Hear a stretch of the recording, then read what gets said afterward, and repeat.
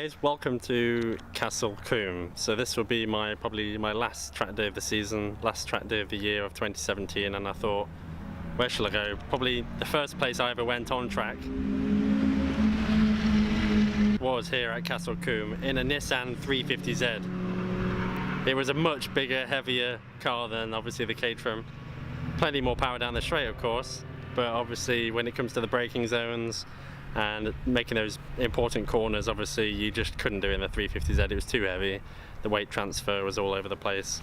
Whereas obviously the Caterham here, whilst it's been wet all day pretty much, it has dried off now, and I've managed to get the times down. The tumbled, absolutely tumbled. So obviously when it was wet, we took the front anti-roll bar off, the rear anti-roll bar off completely, and that made the car obviously lean a little bit more to make it a bit more compliant in the wet conditions.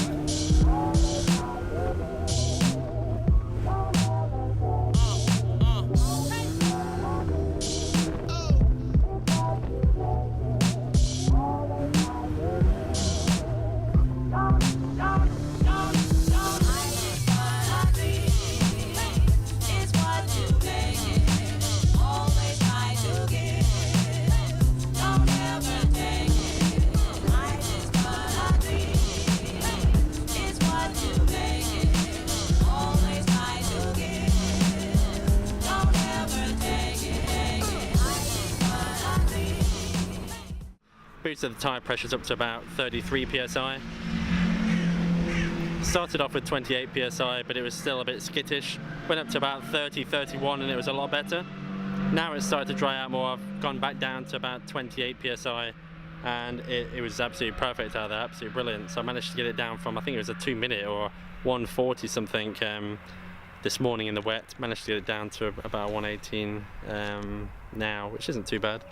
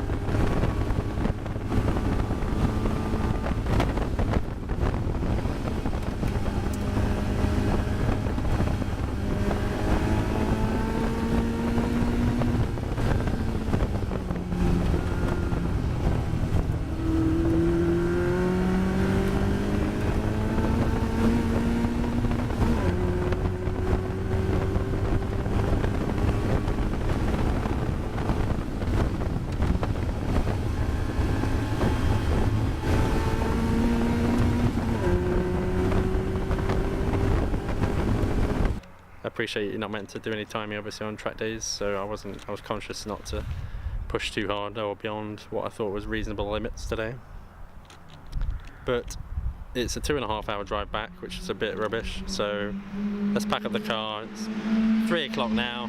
It's only going to be about another hour of daylight before they'll shut the circuit anyway, so let's head on home before I make a mistake on a track day, which obviously wouldn't be worthwhile doing.